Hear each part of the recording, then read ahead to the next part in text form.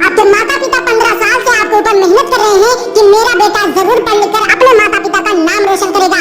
एक बात बताइए, होटल में जो बर्तन धोने वाला लड़का होता है वो भी 50 रुपए अपने घर लेकर जाता है और लाखों रुपए खर्च कर दिए आपके माता पिता ने, लेकिन रिटर्न में आपने अपने माता पिता को कुछ भी नहीं दिया। आपको तो फेसबुक के मैसेज पढ़ने को अच्छा लगता है, व्हाट्सएप चलाना अच्छा लगता है, गेमिंग में बहुत मजा आता है, इंस्टाग्राम की रील देखने में बहुत मजा आता है। मेरी बातों को ध्यान से समझना, जिस दिन जिम्मेदारियां आएंगी सर पर ना उस दिन अगर पता आपको चलेगा। भी 2023 की बोर्ड परीक्षा देना है और आप 10 और 12 के छात्र हो और आपने अभी तक अप्रैल, मई, जून और जुलाई में खास पढ़ाई नहीं की, सिर्फ आपने थोड़ा बहुत पढ़ा है और आप चाहते हो कि अगस्त से पढ़कर 95% लेकर आए, कैसे लाएं? आज की इस वीडियो में आपको बताया जाएगा। 100% वर्किंग तरीका होगा जो आज की इस वीडियो में हम आपको बताएंगे। वो तरीका ना तो आपको यूट्यूब पर मिलेगा, ना ही ऑफलाइन कोचिंग और ना ही आपकी स्कूल में। बस आपसे एक रिक्वेस्ट है कि वीडियो को अंत तक देखना, आधा अधूरा देखने से कोई फायदा नहीं होगा।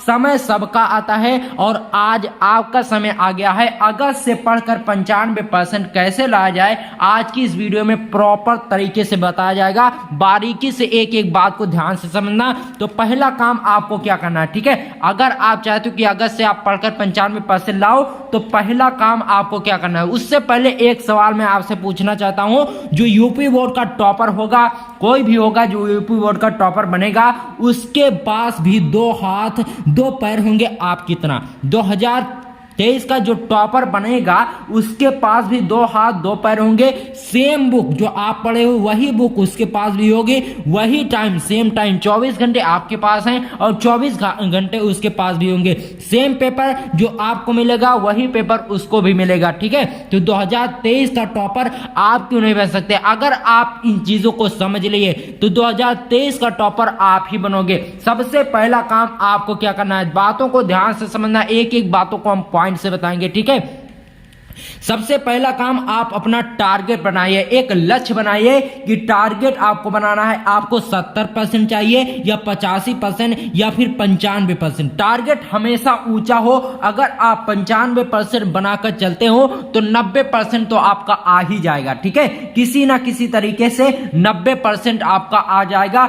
हमेशा अपना टारगेट आपको ऊंचा रखना है, हमेशा एक बड़ा टारगेट, एक बड़ा गोल लेकर चलना है, ठीक है? उसके बाद देखिए, सबसे पहला काम आपको क्या करना है, टारगेट बनाना और उस टारगेट पर लिखना है मुझे अब की बार 95% लाना है। और इस चीज को लिखकर आप उस जगह लगा दो जहां बार बार आपकी नजर पड़ती है, यानी जहां पर आप पढ़ाई करने बैठो वहां इसे जरूर लगा दो कि 95% अब की बार मुझे लेकर आना है। इससे क्या फायदा होगा कि जब भी आप जैसे व्हाट्सएप, फेसबुक पर फालतू चीजें देखेंगे, आपकी नजर पड़ेगी कि मैंने गोल क्या सेट करके रखा है और मैं क्या कर रहा हूं, तुरंत आप अपने गोल पर चलने लगोगे, ठीक है? अपने टारगेट पर आप काम करने लगोगे। उसके बाद देखिए, उसके बाद दूसरा काम आपको क्या करना है, सिलेबस को जान लेना है कि क्या क्या आपको पढ़ना है और क्या क्या आपको नहीं पढ़ना। 30% जो सिलेबस कटा है उसके बारे में भी आपको जानकारी होनी चाहिए, ठीक है? इतना आपको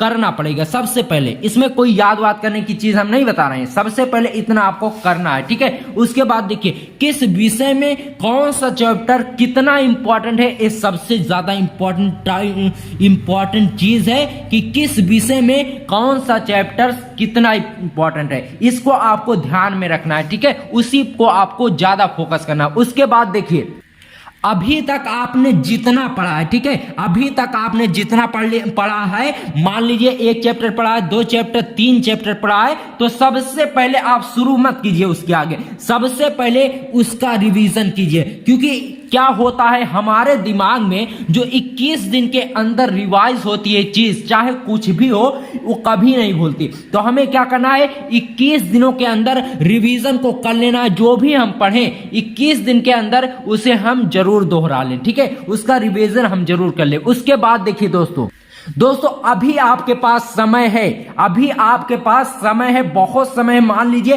180 दिन में आप कुछ भी कर सकते हैं, तो इस समय का आपको फायदा उठाना है। इस समय का अगर आप फायदा उठा लिए तो 95% लाना आपको बहुत ही आसान हो जाएगा, ठीक है? आपके पास कुल कितने दिन है, 180 दिन। उस 180 दिन में 24 दिन संडे भी पड़ेगा लगभग और 10 दिन लगभग फेस्टिवल यानी आपके त्योहार पड़ेंगे, ठीक है। तो इस तरह इस चीजों को आपको ध्यान में रखना है कि 24 संडे भी उसी 180 डेज में है और 10 दिन फेस्टिवल यानी कोई भी त्योहार होगा वो भी 180 दिन में, यानी 40 दिन कुल मिलाकर आपके पास कितने दिन बचते हैं? 140 दिन आपकी छुट्टी मानकर चलिए इसमें है, ठीक है। और देखिए सिलेबस कंप्लीट करना, इसी में आपको क्या क्या करना है। सबसे पहला काम आपको क्या करना है? सिलेबस कंप्लीट करना है, नोट्स बनाना है, पिछले साल का पेपर करना है और उसी में half yearly exam, practical, revision, ये सारी चीजें उसी 140 डेज में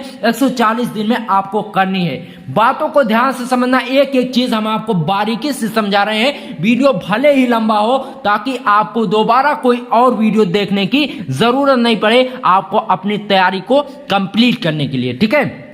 आपको आज से शुरुआत नहीं करना है, अभी से शुरुआत करनी है। एक टारगेट बनाओ, जैसे एक महीने में 4 चैप्टर हो, एक महीने में 4 चैप्टर आपको सॉल्व करना है। 4 चैप्टर आप कैसे सॉल्व करेंगे? क्योंकि एक महीने में 4 हफ्ते होते हैं, 4 सप्ताह होता है आपका एक महीने में। तो एक चैप्टर ले लीजिए एक सप्ताह में, एक सप्ताह में आप एक चैप्टर जब हल करेंगे तो एक महीने में 4 चैप्टर आपके हर विषय के फिनिश हो जाएंगे, ठीक है। और देखिए 6 दिन आप मानकर चलिए, एक हफ्ते में 7 दिन होते हैं लेकिन 6 दिन ही आप मानकर चलिए और एक दिन आप उसका रिवीजन कर लीजिए। रिवीजन करना बहुत जरूरी है, ठीक है। उसके बाद देखिए हर विषय में 16 चैप्टर हैं, लगभग हर विषय में 16 चैप्टर्स हैं। अब 4 चौके 16 यानी 16 चैप्टर्स आपके 4 महीने में पूरे हो सकते हैं। एक महीने में आपका 4 चैप्टर होगा और 4 गुणे 4 यानी 16 चैप्टर आपके हर विषय के 4 महीने में पूरे हो जाएंगे।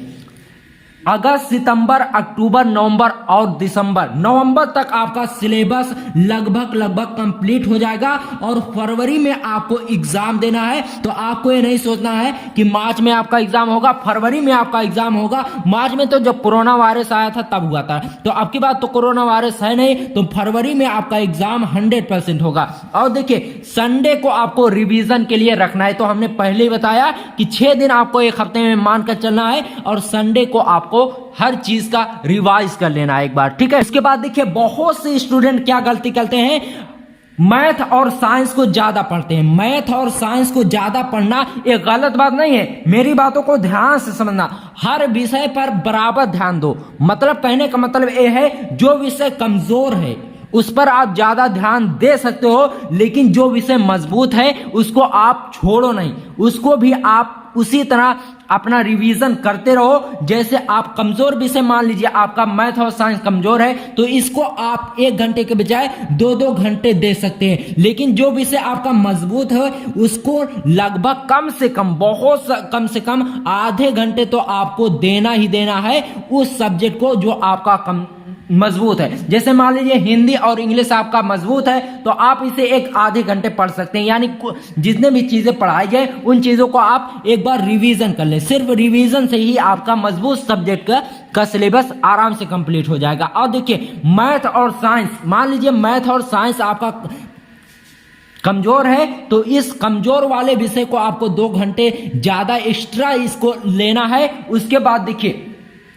जो विषय कमजोर है, ठीक है, उसके चक्कर में जो विषय मजबूत है उसे आप ना खोदो। तो आपको ये गलती बिल्कुल भी नहीं करनी है। मैथ और साइंस आपको पढ़ना है, लेकिन मैथ और साइंस सिर्फ नहीं पढ़ना है, मैथ और साइंस भी पढ़ना है, उसके साथ साथ और जो सब्जेक्ट है आपको वो भी पढ़ना है। क्योंकि 100 नंबर के सभी सब्जेक्ट होते हैं। अगर आप मैथ और साइंस में 100 नंबर लेकर आ जाओगे और हिंदी और इंग्लिश में 65 और 35 लेकर आओगे तो आपका परसेंटेज जो होगा वो 95% के बजाय 65 या 75% ही आएगा। तो आपको गलती बिल्कुल भी नहीं करनी है, हर विषय पर आपको बराबर ध्यान देना है, ठीक है। उसके बाद मोस्ट इंपॉर्टेंट बात जो आती है, हर विषय के नोट्स आपको जरूर बनाना है। जैसे इंपॉर्टेंट नोट्स में क्या होगा, हर विषय की अलग अलग से आपको नोट्स बनाने हैं। नोट्स में क्या क्या आपको लिखना होगा, इंपॉर्टेंट फार्मूला, सिर्फ इंपॉर्टेंट फार्मूलाज और important questions, important derivation, long answer type question, जो रिपीटेड क्वेश्चन होते हैं उनको आपको नोट्स में लिखना है। नोट्स बहुत हेल्प करते हैं एग्जाम के टाइम में। आपको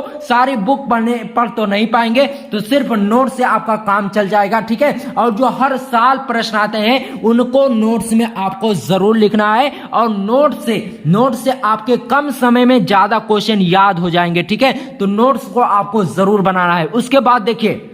उसके बाद देखिए अपना टाइम टेबल आपको खुद बनाना है, किसी से बनवाना नहीं है, किसी को फॉलो नहीं करना है। मान लीजिए आपका दोस्त मैथ पढ़ रहा है तो आप भी मैथ पढ़ने लगो, ऐसा बिल्कुल नहीं करना है। अपना टाइम टेबल खुद बनाओ, जब आपको टाइम मिले तभी आप पढ़ो। सुबह में आपको टाइम मिलता है तो सुबह पढ़ो, शाम को टाइम मिलता है तो शाम को पढ़ो, जब भी आपको टाइम मिले तभी आप पढ़ो। ऐसा नहीं है कि किसी को देखो वो सुबह में पढ़ा है और आपको टाइम ही ना मिले तो आप सुबह में थोड़ा बहुत जल्दी जल्दी पढ़ोगे, आपको उतना पढ़ने से कोई मतलब नहीं निकलेगा, आपको याद भी नहीं होगा, ठीक है। और देखिए टाइम टेबल वही बनाओ जो फॉलो कर सको। ऐसा नहीं कि आप 10 घंटे का टाइम टेबल बनाकर रख लिए और उसे आप 2 घंटे भी फॉलो नहीं कर पा रहे। 5 घंटे का टाइम टेबल बनाओ, लेकिन उसे फॉलो करना भी बहुत जरूरी है, ठीक है। और देखिए सबसे इंपॉर्टेंट बात, अगर आप 95% लाना चाहते हो तो एक काम जरूर करना होगा जो मैं आपको बता रहा हूं। सबसे पहला काम, नोट्स हर सब्जेक्ट की आपके पास प्रॉपर तरीके से होनी चाहिए। एग्जाम्पल ज्यादा से ज्यादा आपको सॉल्व करना है,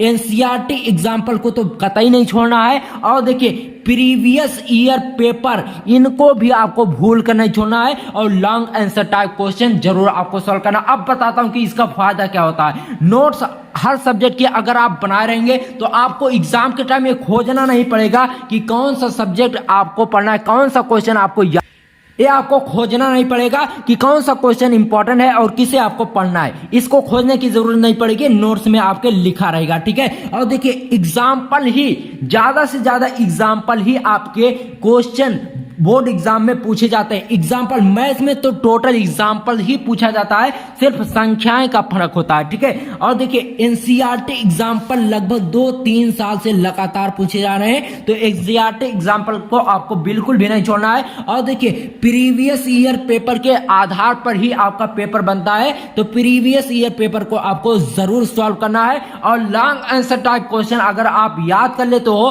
तो उससे जो शॉर्ट आंसर टाइप क्वेश्चन उससे रिलेटेड होंगे वो अपने आप आपको याद हो जाएगा, ठीक है। आपके माता पिता 15 साल से आपके ऊपर मेहनत कर रहे हैं कि मेरा बेटा जरूर पढ़ लिख कर आपका नाम रोशन करेगा, अपने माता पिता का नाम रोशन करेगा। एक बात बताइए, होटल में जो बर्तन धोने वाला लड़का होता है वो भी 50 रुपए अपने घर लेकर जाता है, और लाखों रुपए खर्च कर दिए आपके माता पिता ने, लेकिन रिटर्न में आपने अपने माता पिता को कुछ भी नहीं दिया। आपको तो फेसबुक के मैसेज पढ़ने को अच्छा लगता है, व्हाट्सएप चलाना अच्छा लगता है, गेमिंग में बहुत मजा आता है, इंस्टाग्राम की रील देखने में बहुत मजा आता है। मेरी बातों को ध्यान से समझना, जिस दिन जिम्मेदारियां आएंगी सर पर ना, उस दिन पता चलेगा कि क्या होता है व्हाट्सएप। उस दिन व्हाट्सएप फेसबुक अच्छा नहीं लगेगा। भाइयों अगर आप आज से जी जान नहीं लगाओगे पढ़ने के लिए तो आपको अकेले में खून के आंसू रोना पड़ेगा। काश ऐसा ना हो, जी जान लगा दीजिए पढ़ने के लिए, 95% लाइए, उसके बाद आगे बढ़ते रहिए। इसी के साथ इस वीडियो को समापन करते हैं, मिलते हैं आपसे किसी और वीडियो में, तब तक के लिए गुड बाय, जय हिंद, जय भारत, बेस्ट ऑफ लक।